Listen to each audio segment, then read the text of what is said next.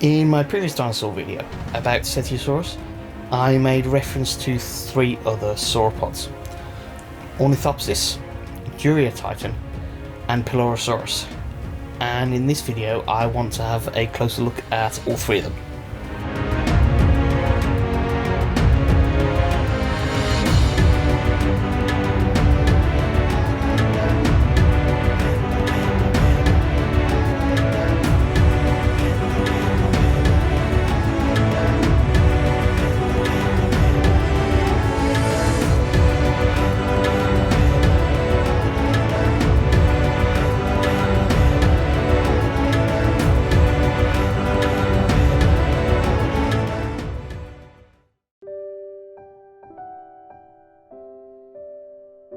Well, this one's going to be a messy one. The type species, Ornithopsis halszka, is known from two dorsal vertebrae that were found on the Isle of Wight and are now on display in the Natural History Museum in London. There were two other vertebrae that were found in East Sussex and originally assigned to it, but because of the poor preservation quality of these samples, they are now considered of unknown affinity. Now, Ornithopsis halszka was named and described by Harry Govier-Seeley in 1870. Now, the vertebrae that were found had hollowed out sections in them called camelia, with cavities. Because of this, Seeley thought that Ornithopsis was a transitional form between dinosaurs, pterosaurs and birds. Yeah, it turns out it's not by a long shot, as these cavities are quite a common feature of sauropods anyway. It helps reduce the weight of the bone.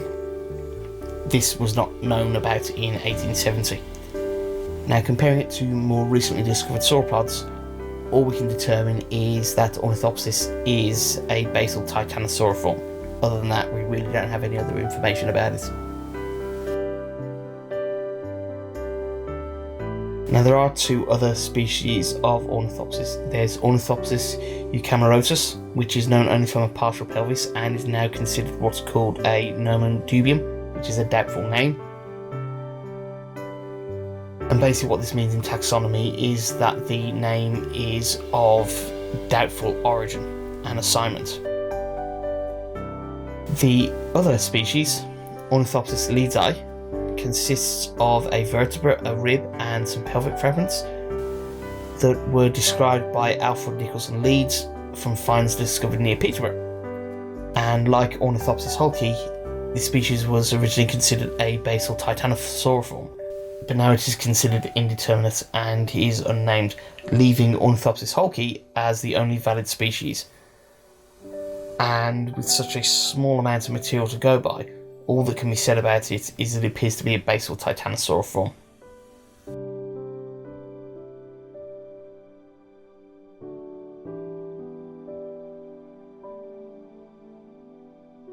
Duriatitan is known from a single left humerus that's just over a metre long. I know it's only a single bone, but at least it's not a nomen dubium. And this was found in the Kimmeridge Clay Formation in Smallmouth Sands in Weymouth, Dorset. It was originally described by John Holk in 1874 and was assigned as a species of Cetiosaurus. Now, it was reassigned to its own genus of Duriatitan in 2010 as part of an investigation of sauropods by Paul Barrett, Roger Benson and Paul Upchurch, and is currently considered to be a basal titanosauriform. You might start to notice a trend here.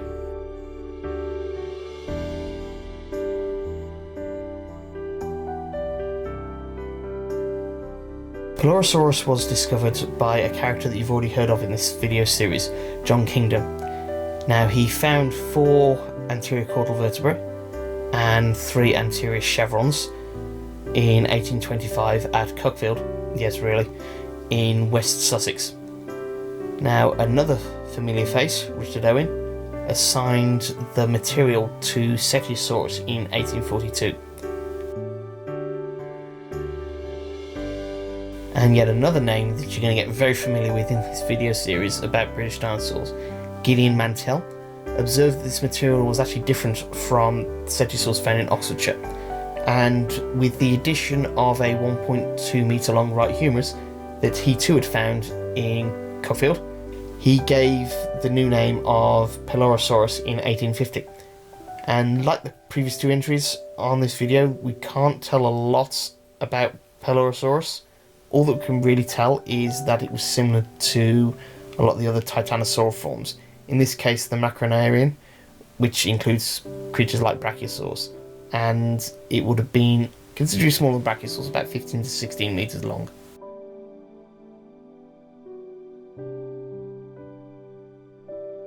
And now time for some bonus dinosaurs.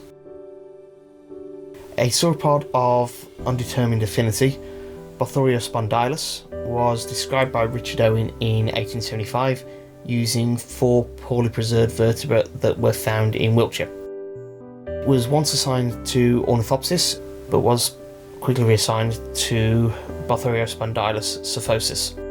Now, 4 of the species of Bothriospondylus were assigned, again from poor quality or very fragmentary remains, including one from France, now renamed Vuivria, and even one from Madagascar, renamed Lapparentosaurus in 1986. Now, another form of species, Bothriospondylus robustus, is known from a vertebrate found in Wiltshire and was reassigned by Owen himself in 1875 as Marmarospondylus robustus. And like the other species of Bothriospondylus, it is a sauropod, and that's about all we can tell about it. We really cannot really tell exactly what type of sauropod it is. We know it was a sauropod, and that's about it.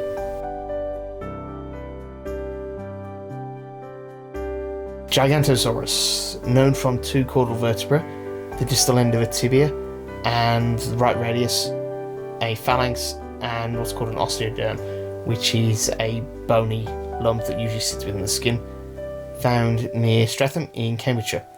It was named by Harry Seeley, there's that name again, in 1869.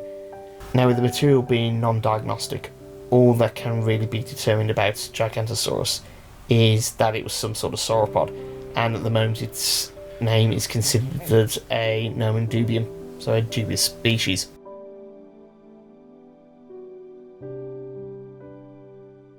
And the final dubious sauropod of today's video, Chondrostriosaurus, named by Owen in 1876 from 2 vertebrate found on the Isle of Wight. And other than being a eusauropod, there really isn't a lot we can tell from this vertebrate.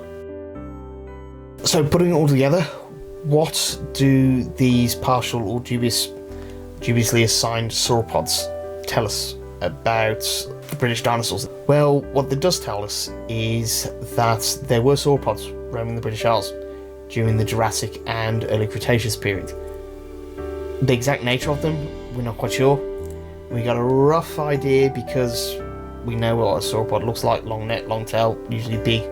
But beyond that, we really can't tell a lot about these animals, purely because the remains are poor or they're fragmentary. They're really not very diagnostic of what types of sauropod these animals are. But considering their spatial range across the south and southeast of England, what we do know is that there were certainly sauropods roaming the British countryside. So time-wise, bring on a little diagram comparing it to when the other British dinosaurs that we've currently discussed were living. Ornithopsis lived about 125 million years ago in the early Cretaceous period. Duriatitan is from the late Jurassic period, around about 157 million years ago. Pelorosaurus comes from the Valangian stage of the Cretaceous period, about 139 to 132 million years ago. And as for the more dubious dinosaurs on today's video, Bothriospondylus is about 157 million years old. Marmarospondylus is around 167 million years old.